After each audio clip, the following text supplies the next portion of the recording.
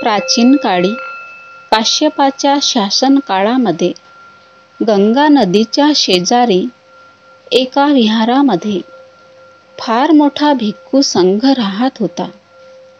तेथील शील संपन्न असे ज्येष्ठ भिक्खू भल्या पहाटे उठून हातात झाडू घेऊन बुद्ध गुणांचे स्मरण करीत संपूर्ण अंगण झाडून काढीत व कचरा एकत्र करीत असत.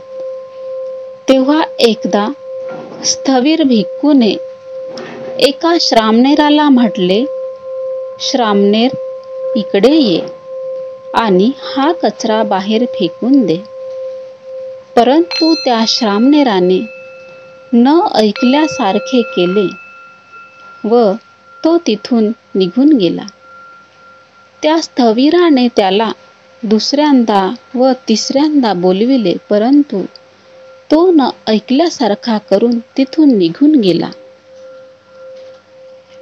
तेव्हा त्या भिक्खूला वाटले की हा श्रामणेर फार उद्धट आहे व म्हणून त्याने रागाच्या भरात त्या श्रामणेराला त्या झाडूच्या काठीने झोडपून काढले.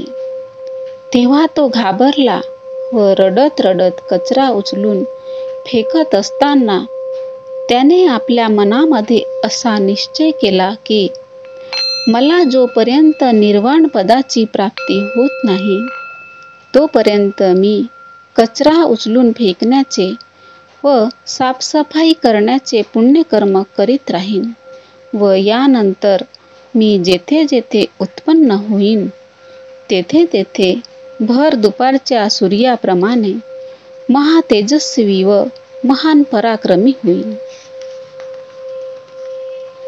नंतर संपूर्ण कचरा फेकून दिल्यावर तो स्नानाकरिता गंगा नदीच्या तीरावर गेला.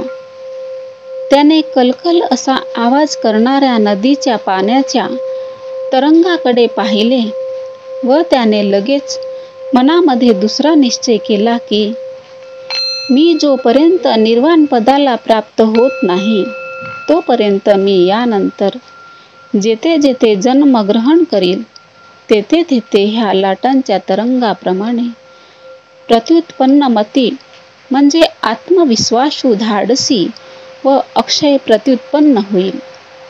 त्याचप्रमाणे तो भिक्खू सुद्धा झाडू ठेवण्याच्या ठिकाणी झाडू ठेवून स्नानाकरिता गंगा नदीच्या तीरावर जात असताना तेथे त्याने त्या श्रामणेराचा निश्चय ऐकला.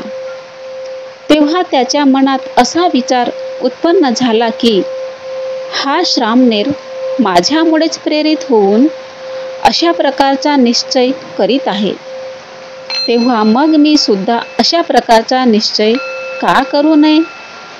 म्हणून त्या भिक्खूने सुद्धा असा संकल्प केला की मी जोपर्यंत निर्वाण प्राप्त करीत नाही तोपर्यंत आजपासून जेथे जेथे उत्पन्न होईल तेथे तेथे ह्या नदीच्या पाण्याच्या तरंगाप्रमाणे अक्षय प्रत्युत्पन्न होईल आणि ह्या श्रामणेराने विचारलेल्या सर्व प्रश्नांची उकल करण्यास समर्थ होईल.